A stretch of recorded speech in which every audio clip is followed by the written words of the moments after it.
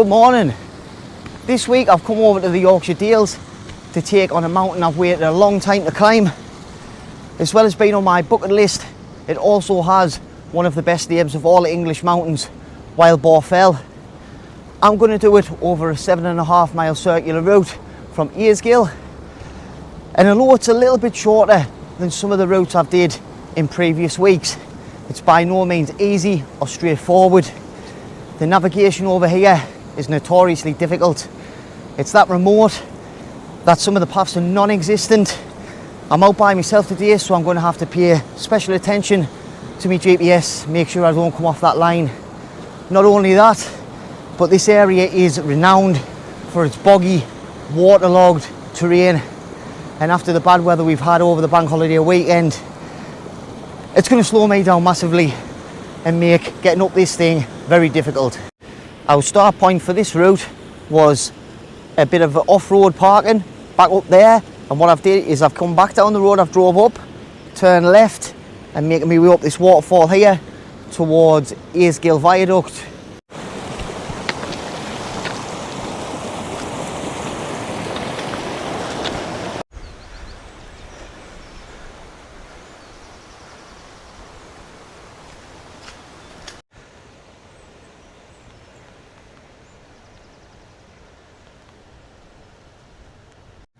We've got a bit of atmosphere going on over here. It was set to be pretty clear today. We'll have to see how that goes.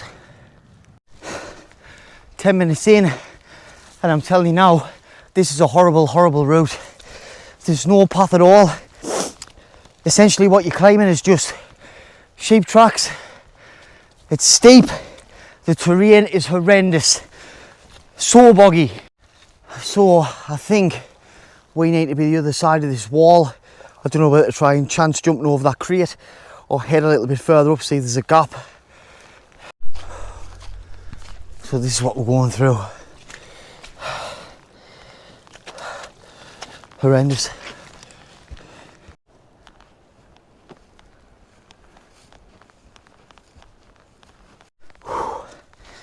Bit ominous like, isn't it? If even the sheep can't survive up here. Jawbone. Right, so this is looking completely grim. Behind is what I'm heading into. But at least I can see a little bit of my route. So we've got 3 peaks to climb on this. The first one is the Nab, which is the steep ascent to the top of Wild Boar Fell. That should be just through these clouds in about a mile or so.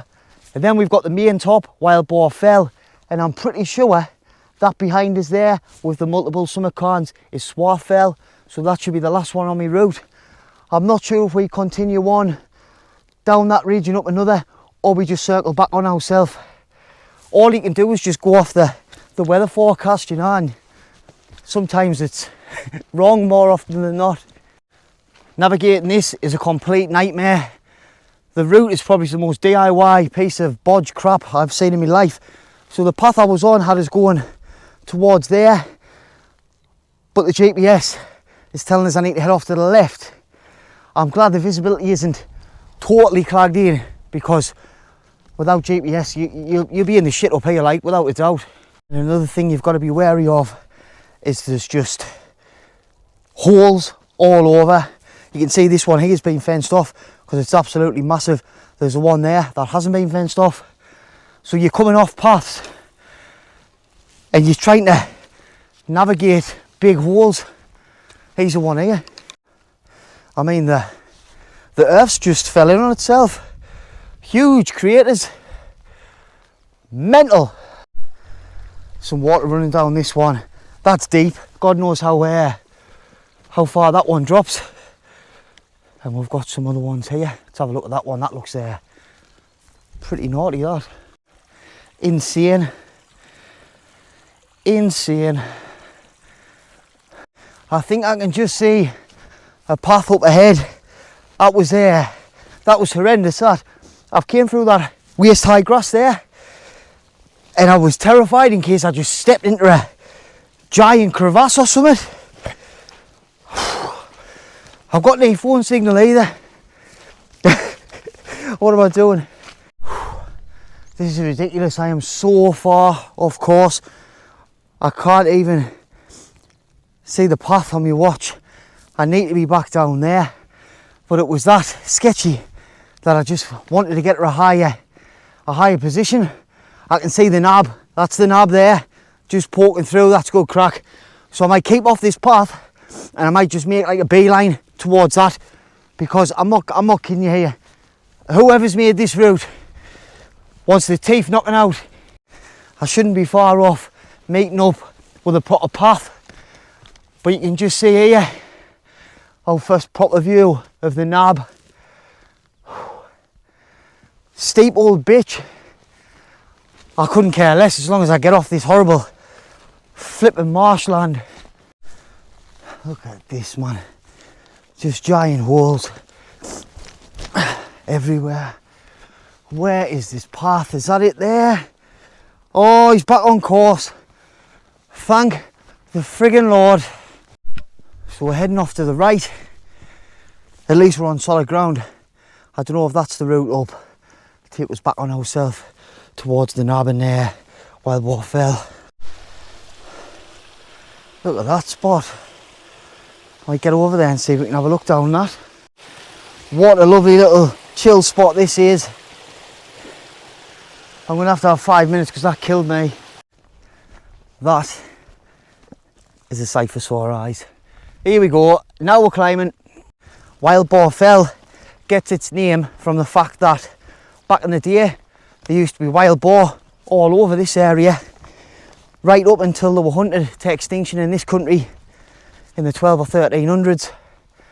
And there's one particular story that I quite like, a bit of folklore from over here, that one of the last surviving boars in England was a giant brute, and it was causing chaos around this area, attacking people, destroying farmland, making a tit of itself in general, until a knight or a nobleman came and killed it, and he became a hero to the local people. Now whether that's true or not is up for debate, but they do have a giant boar tusk that's kept in a church at the bottom of the fell, so you never know. I like little bits of folklore and stories like that to do with places where I come, you know. Starting to ascend now. I've got some nice views opening up to the right of us. Lovely jubbly that.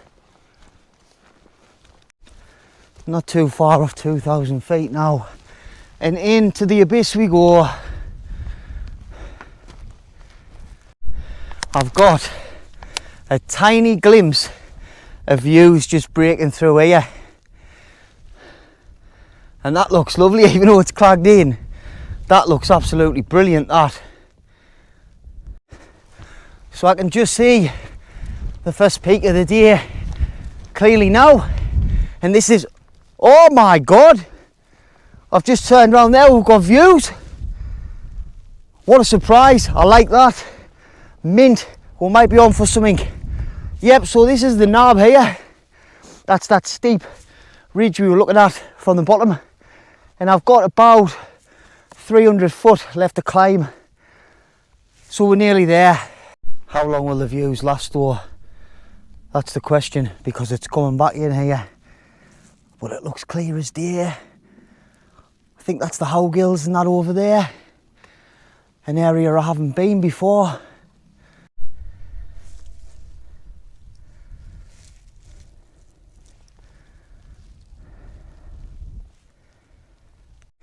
And here we are at the knob. Shut up! Oh my goodness. Yeah, I wasn't expecting that.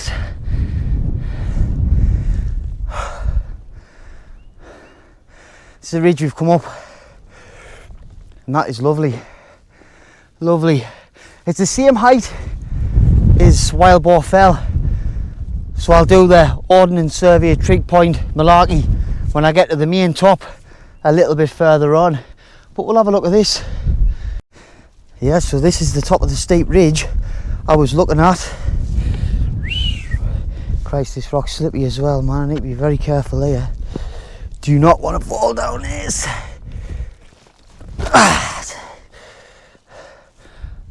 Yeah, that would be one hell of a pull-up from the bottom to the top. And I kind of considered it, you know, when I came off course here. I was thinking, shall I just come up the knob? And that's a nasty climb. Hard work. Relatively straightforward from the knob. We're just following this pretty clear path, following these summer cairns, and in the distance will be the main top of the Wild Boar Fell.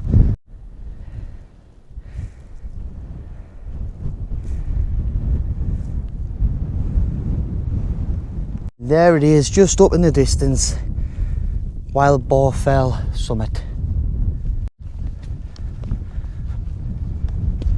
Wild Boar Fell, done. Right, so, Ordnance Survey Trig Point, Wild Boar Fell, 2,323 feet, and I have waited a long time to climb this. And we've got bits of views. Nice. As I said at the beginning of the video, I've waited a long time to climb that. I'm talking years. That was potentially going to be the very first mountain I climbed. It was between that and Knock Fell. In the end, I decided to do Knock Fell first, and then the plan was a short time after that I will come back and climb Wild Boar Fell. If you've seen the video I made late last year of my second time on Knock Fell, you'll know that both times I've been on that mountain I've had horrendous conditions, and especially the first time I went up it.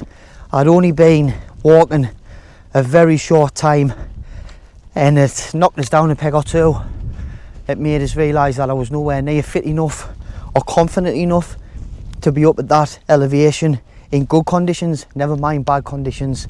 So after that I didn't climb anything for about 9 months. Anything big that you would class as mountain elevation above 2,000 feet, I did none of that. I went and did things like High Force, Coldbury Gutter, which I've did a video on as well, and quite a lot of things over the North Yorkshire moors, and it improved my fitness massively. Not just that, my confidence to be out by myself. After that 9 months, I went over the lakes for the very first time with the lads, and that just changed everything. The blinkers came on once I started bagging Wainwrights, and all I wanted to do was climb as many Wainwrights as quick as I possibly could. And that probably went on until last summer, until I made the channel. And that's what I originally thought the channel was going to be, just climbing Wainwrights. But some of the out and out hiking channels that I watched, whether they were big or small, not all of them, but most of them kind of focused on one area, and a lot of them were based over the lakes. So I wanted to try and do something a bit different on my channel. I wanted to try and cover all the national parks of Northern England, as well as doing some local routes over in the northeast where I live. And it's worked out great, because although I do love the lakes and I've got loads planned this year for over there, this channel's given us the chance to get out and do things like Wild Boar Fell. That's been put on the back burner. It's been put behind the Wainwrights, and I've loved coming out and doing stuff like this, especially, you know, like I did the Cheviot, what else have I did? 9 Standards rigs, these type of things that I would never have probably did whilst I was doing the Wainwrights. I also feel like it's pretty good for the viewer as well, because you're getting to see many different peaks across different areas, and it shows you that you don't just have to go to the lakes to have a good day out on the hills. Also good for me as well, because it's breaking up the monotony of going backwards and forwards to the same place week in, week out. It's getting us out different places. So yeah, I'm pretty buzzing I've finally climbed that. So we're just walking across the plateau now, and that'll be the final peak of today, which is Swarth Fell. You can just see there's some pretty cool summer cairns on top of there, what we'll have a look at. But wow, the views have opened up. Looking nice. I've just had to put my hat on and get my hood up, because when I've come into this dip here, the wind's pretty cold. It's not strong, but it's cold. Dropping down off Wild Boar Fell, I've lost a canny bit elevation, so I'm going to have one final pull up towards Swarth Fell. Oh, look at this, class, Aisgill. I think the Lake District is beyond that, and then when we get on top of here, we might be able to see two of the Yorkshire Three Peaks. This is the problem with this route. You'll come to sections like this where the path just completely runs out, so you've either got to jump this fence or jump the wall, because we're heading up there. Not an easy pull this far into the walk. Ah, that was hard graft. Right, this is the final peak for today, and this will be Swarth Fell, 2,100 and summit, I'm not sure. Whew, but some nice views.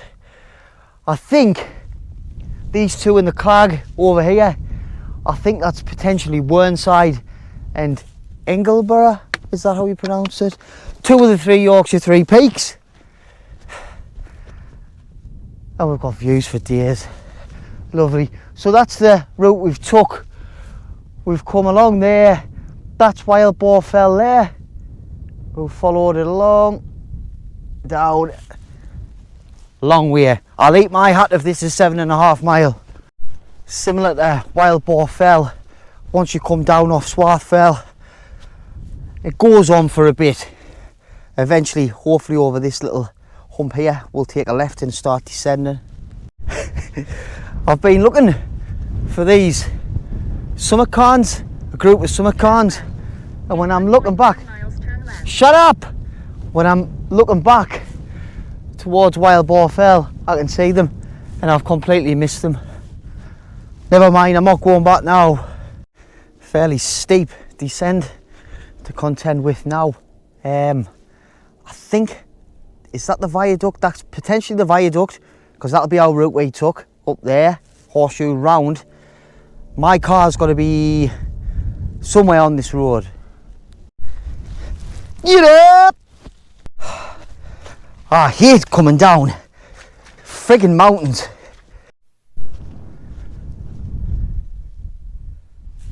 Peace, bliss. I haven't seen a person all day. That's another reason why I kept away from the Lake District, with it being a bank holiday weekend. Bank holiday weekends turn the lakes into an absolute circus. Your TikTok mountains, your more popular areas, it'll be full of lasses caked up to the eyeballs in makeup, walking sausage dogs, groups of lads with Nike Air Maxes drinking cans of beer. Oh, I just didn't fancy it today. I wanted something quiet, and I've definitely getting it, so lovely. You can just see my car up in the distance, but also that's Wild Boar Fell. That's the full route in all its glory. Looking a bit better than it was first thing this morning. Not a bad place to wrap the video up. Enjoyed it. Bit rough at the beginning, but it's turned out nice. I enjoyed it. If you like the video, give us a thumbs up. Feel free to leave us a comment. You can watch another one of my videos here, and feel free to subscribe here. So I'll catch you next time. See where we end up.